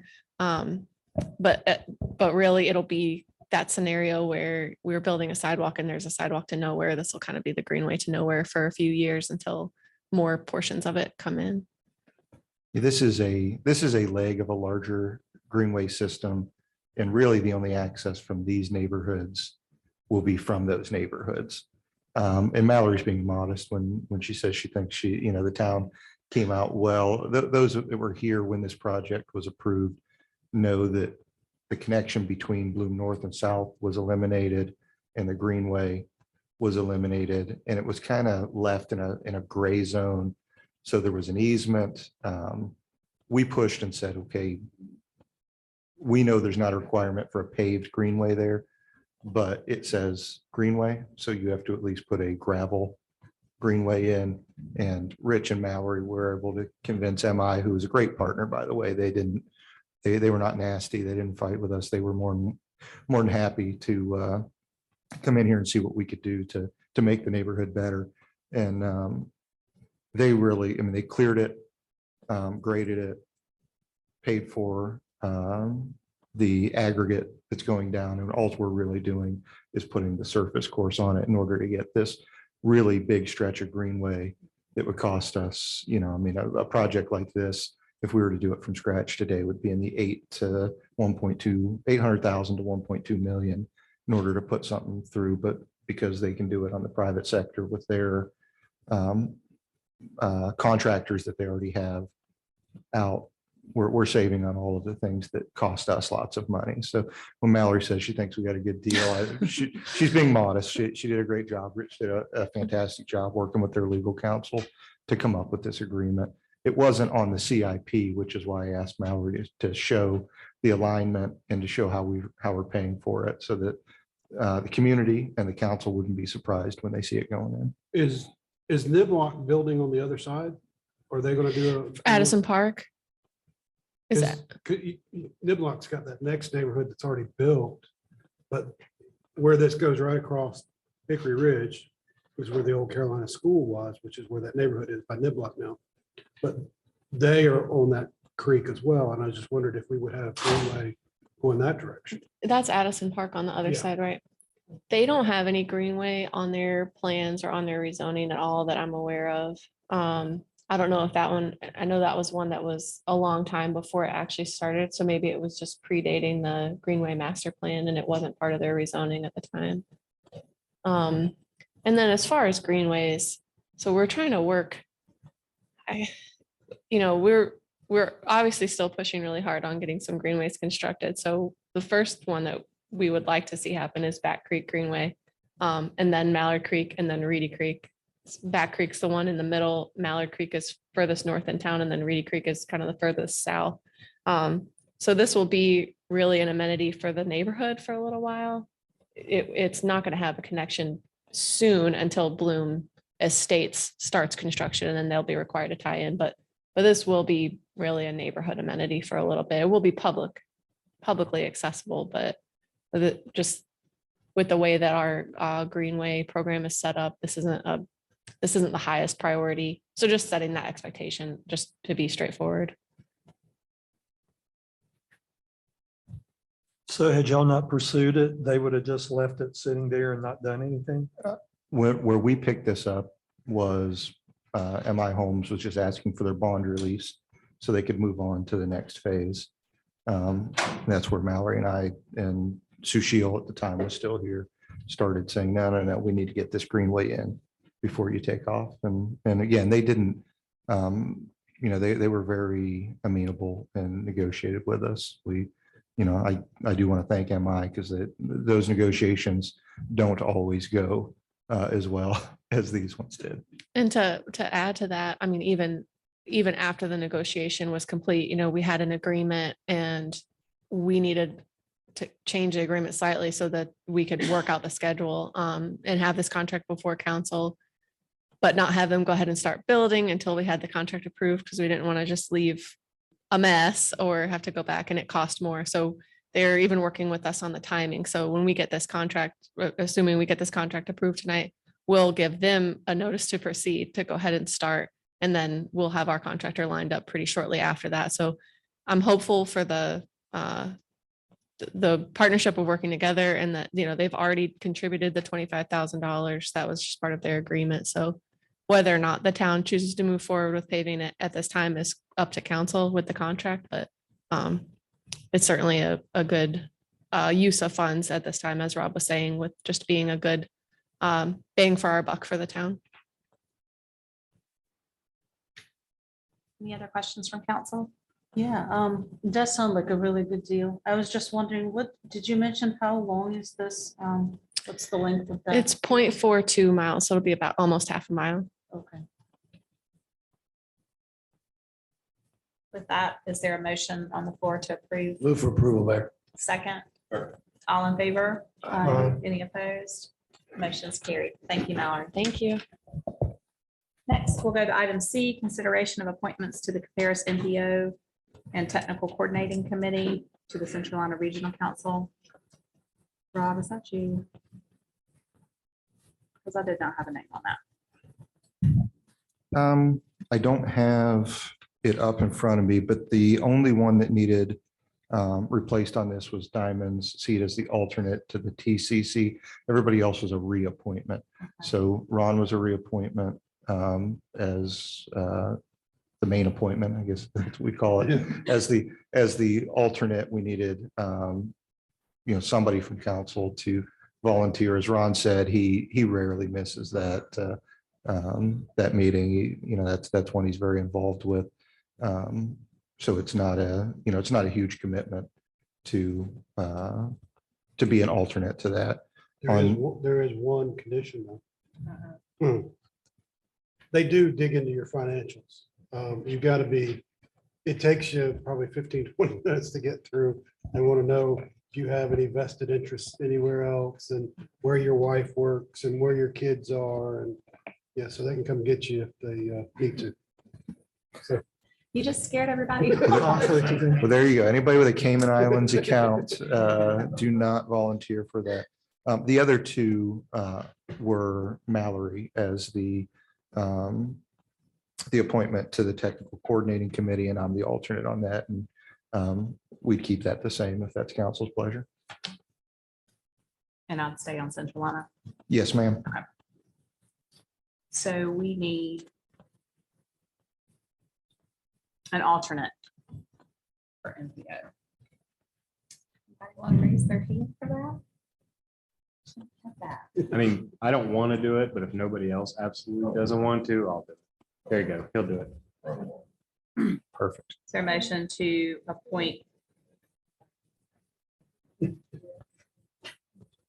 Motion to appoint Maurice Price as the alternate on the Transportation Advisory Committee. Motion approved, Mayor.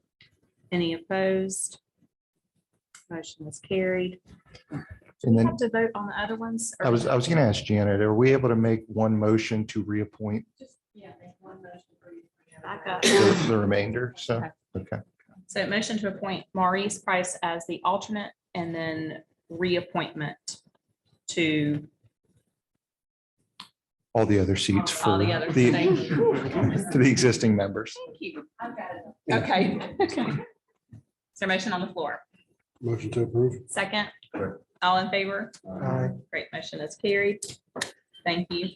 Next up, we have the consideration of changes to the Parks and Recreation Advisory Board bylaws, and Jim Spina is here with us this evening. I sure am. Good evening, Mayor, Madam, and Council. Good to go. So, good evening this evening. I'm here to talk about consideration of bylaw changes to a Harrisburg Parks and Rec Creation Advisory Board. So change of bylaw process first. The Parks and Recreation Advisory Board discussed two potential changes to their bylaws at their November 21st, 2022 meeting. Both were approved for recommendation to Town Council for consideration. Council should consider the recommendation at their December 12th meeting, which is where we're at now. Offer your commentary and formally approve or deny the advisory board's recommendations. What are the proposed changes?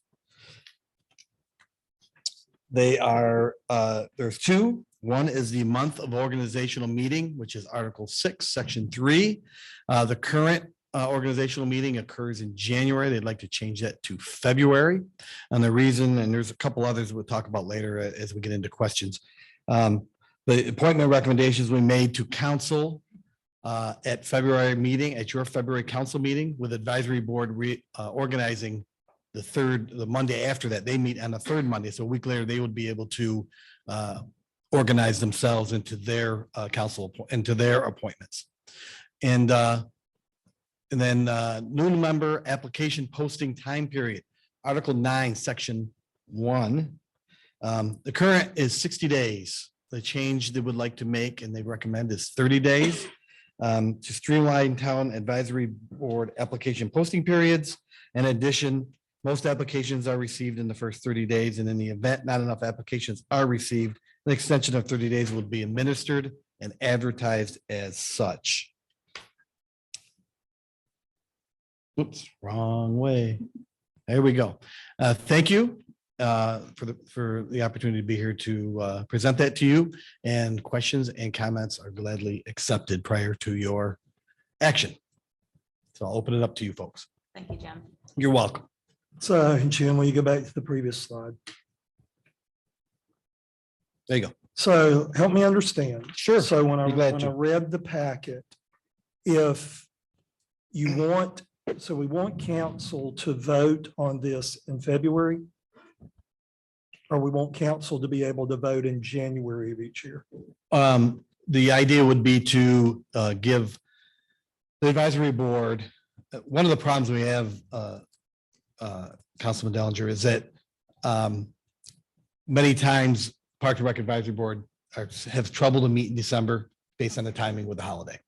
So it doesn't give them ample time to really review applicants, discuss them, line them up. So a recommendation come to you, which means they have to put that off till January. So that gives them time to get to the January meeting, discuss, come up with a solid recommendation, bring it to you at your February council meeting. So we're talking about, because when I read it previously, I thought the advisory board was going to do their election of officers and everything in February. They would do that after your appointments in your meeting the week before. Okay, so we're going to look that the 30-day application would start on November. Their meeting is November. Generally, they'll discuss in October, set a date for advertisement sometime early November, so they can have all their applications the 30 days to December. We can put that together for them to have it ready for the January meeting. That also allows, if we don't get enough applications, it gives you that extra 30 days before we have to get into February. By middle of January, we'd be ready still to vote on discuss and vote on their appointments or recommendations to you. It just seems like, I mean, we're having trouble getting people for advisory boards. And so we're going to extend this down to 30 when we're having to extend everything to 60. I'm kind of looking, whenever we reevaluate all these boards, that we should go to September. If we know terms are expiring in December, all applications should be in by September. You should be doing your interviewing process for everybody in October, having the person in the wings, and then you bring it to council. We just need to get to a more common thing, because I feel like this is explained clearer than what I read in the packet. Yes. So thank you. You're welcome. But I feel like we get back down to that 30-day period, and then we got to come back, that we keep like scrunching it when we should be backing up on the other end on all the boards. So that's just something for us all to think about. In the bylaws, Jim, is there a stated period between when applications close and when, so that could be, like you said, they could start in October, they could start whenever. Yeah, I we think can adjust that. the concerns I had heard were, scrunching it too close together there. And You got Thanksgiving, you got Christmas, you got New Year's, you've got trying to get everybody to interview. Yeah, one of the things that was discussed, and I think Councilman Cotel was at the meeting when we discussed, one of the other concerns is with 60 days, it seems to sometimes get lost, right? It gets out there and it just kind of sits and nothing happens, and then we get out recruiting. I think one of the reasons they wanted to push back to 30 is just to get people to move. And I understand both sides of that. I really do. So you saying maybe start in September versus October, but I mean. Yeah, I mean, we should be all 30 days. done. Everybody should be done by November and ready to present in December to Yeah. start in January. The interesting part of how the bylaws are written is that it says the terms end 2 years from appointment. So if your appointment is January, their term would end in January. If we waited to February, their term would end at February. There's no specific date, if you understand what I'm saying. So it doesn't say terms run February 1 to Jan 31st. It just says 2 years from date of appointment by council. So we can adjust any way we need to do Well, that. So- and it's not just the park and recs. Correct. We need to adjust them all to say they all need to be.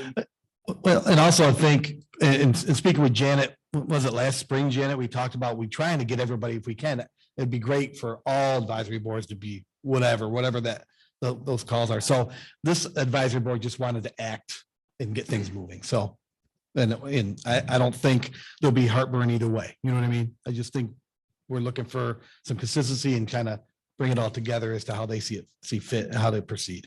So do you have applicants available right now? We have, I think two, I can't remember. I asked Sean and I can't remember if she followed up with me. I think we have one new and maybe two of the currents are interested again. So we should make okay for this year without much trouble, but you know, we have to see actual applications. I think we only saw two, and one we know is coming.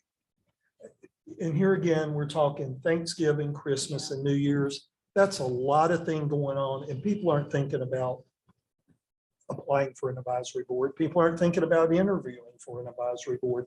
So I'm okay with what we decide, but I think when we go to look at all these, we need to back it up, like follow the year, school of the year, and have it set before all the holidays. And I would suggest, and Jim, you know, correct me if I'm wrong here. If this doesn't, you know, if this isn't urgent to get on this one, I think what council's been looking at doing is trying to have some consistency in all these. And we're looking at January as a time frame for us to sit down and have our workshop on our advisory boards. And if we're looking at everybody advertising maybe at the same time and everybody appointing at the same time so that council has a singular meeting where we're approving all of the appointments at, then we might just want to table this. This looks pretty good, but it might not be the exact months that you want to do. But I appreciate the Park and Rec Advisory Board kind of being kind of leader on this and proactive and because this is a pretty good, I like this 30 days as long as there's a period after that 30 days for evaluation and a period of time to make the final decision and then get it to council. But it might be better, like you said, to start that in September. That way you have it all done. We just don't know what that time frame is. And that's, I don't believe that's in the bylaws of when to, we could clean that up too. That might give us, we're not meeting in December because of the holiday, the week before Christmas. We probably won't even have a quorum, I'm guessing, but so we'll push to January. And that's something that we could, again, consider with maybe a new appointment. Maybe we can adjust our timeline then. Maybe that would serve as a catalyst, to the other advisory boards to do the same. And I'm sure Janet would appreciate a consistent. So Jim, if we table this, is this going to affect anything? No, because right now? because they're working under the current ones under 60 days. So, and our 60 days are up, I think, January 9th or something like that. So they're good. I mean, we have plenty of opportunity. So I don't find it, if we table this, we should be okay. And we'll just put it on the agenda for our January meeting to discuss further. And I can get with Rob and Lee and we can make some decisions on how they would like to see us proceed. Yeah, I just wanted to address the 60 to 30 day thing and like how, you know, if we open up for 60 days, things may get lost and things like that. I think what I've noticed is the Parks and Recs and the Hatch, the members have been doing a really good job being proactive and spreading the word that the positions are going to be open. There's going to be, you know, open positions on the board. Talking to people that have been already volunteering with the committees, volunteering with the Parks and Recs events, and they already know there's several people that will be applying. Additionally, some of them like Ajit are willing to forego, let's say, a seat on, let's say, just do like, being in the multicultural festival, then, things like that, so that we get more people in because they want to have more people helping. But they've been doing really good job as far as advertising and publicizing it. And really the best way is by word of mouth, by talking to people, talking to all the volunteers. So they haven't had an issue with that. I think that's why they're looking to shorten that to 30 days. Last year, Parks and Rec Advisory Board did need the extra 30 days because from what I understand was one of those years when we just didn't get a bunch of people out. But the extra 30 days, we ended up with 3 really good applicants and we filled them. The Hatch Committee right now has 3 openings. We already have 2 new people and 2 of the currents have already reapplied. So we're not gonna have any trouble appointing Hatch members. So, I'm proud that we have that many people interested in serving on our 2 advisory boards that we directly, deal directly with. But in a given year, we could have that trouble. We'd have to go out for 30 extra days and re-advertise and poke around a little bit, but we haven't had that much trouble. So I think that's what part of there is, that we haven't had much trouble. 30 days usually seems to work. Well, I think to eliminate the paperwork, and when we have this meeting in January, to make it all consistency, I'd like to make a motion that we just table this until we look at all the committees and make them consistent. So as far as needing to do this, Jim, you said you guys are okay with, because things are already posted out there and you're okay with the 60 days? Yeah. Yes, we're operating under the current bylaws. Sean worked with April to get the announcement out, and we have had interest. So I don't see it as a problem at all. No. And as far as separately, another question probably for Rob or for the rest of us. So when are we gonna sit down and look at all the boards and such, and look at all the dates and make sure things are aligned and where everything is? Yeah, I'm currently putting the budget calendar together. Now, this is typically something that we kind of fold into the budget process, right? So we went through last year, and we kind of go through our priorities. This year, we're looking at condensing our financial portion of the budget and freeing up some room for some workshops to go over particular items that are pending. So our advisory boards are going to be one of those. And we just have a plethora of other things, some of the things that we need to finish up from the council retreat as far as our organizational values and goals, and getting those kind of finalized and endorsed by the council. And again, we have a list of those types of things so that we can focus not just on our financial part of the budget process, but our vision, our planning, that type of stuff. So we don't have those dates set, but last Saturday was kind of the kickoff to me seeing what do we need to get on that. And we'll be reaching out to everybody after the holidays to start setting up our budget calendar to make sure we get that on. First quarter. Oh, yeah. Yeah. Yeah. Mhm. Yeah, that will be really good because, the boards and the committees are doing a very important job for the town, and all on volunteer basis, well, most of them, I think. So we want to make sure that they feel supported, and they feel like they're being provided consistent guidance. Absolutely. So I think there's a motion on the floor to table this until, Our meeting, yeah. our meeting. Our at to first be quarter. announced Yeah. meeting. Our to be Well, announced yeah, meeting in January. table this until we have direction from the council through the budget process. Do we need a motion? Table? I think because it was brought for us, yeah. It's a great question. It is a good question. Do we need a motion to To table table these proposed changes? Or how would we dispose? Oh, yeah. There was a motion. So it's got to be acted on. But is that the appropriate way? Is a motion to table? Only question, when it can be tabled to? Right. Or maybe not to a date specific. You can do it either way. You can just table it. Yeah, and just move your put motion. that out there, and then you determine the date later when you bring it back. So the motion is to table this discussion until a date is later determined. To a later date. Motion to table. Or either we just read. Russo seconded. Yes. But Rick did second it, right. All in favor? Any opposed? Motion's carried. Thank you all. Thank you, Thank you, Jim. Jim. Our last old business, I believe, no, last new business, excuse me, is consideration of the town council and advisory board meetings calendar for the 2023 year.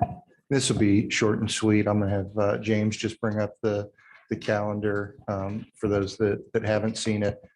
Typically in December, we approve our council meeting calendar for the upcoming year. I wanted to point to two things. I mean, this is based on what we've always done. But I wanted to point to two dates that I think would be in conflict and get any feedback from the council on those dates or any others that they see on here that could be an issue. First and foremost, April 10th. That is the week of spring break for Cabarrus County, and everybody on staff and on council that has kids would have to leave their families and drive back here for that date in order to attend it. So my recommendation is going to be to move to the third Monday, the 17th.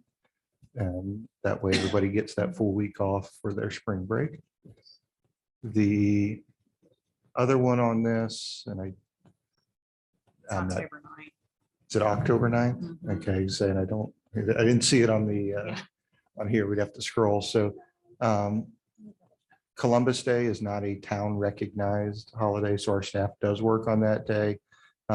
Historically, because it's a bank holiday and we've had lots of council people have that day off because most of our council works at banks because we are a banking city. But if that is not the desire of council, if we'd rather meet on that Monday rather than move it to the Tuesday after, I wanted to give you that option as well, because generally, like I said, town staff works, will be here. Last year, the schools were in session as well, and it wasn't recognized, although I believe next year they are off that day. So those are the two dates. October 9th, Columbus Day, are we going to recognize that and move it to a Tuesday? And are we willing to move the April meeting to the week after spring break, so Monday the 17th?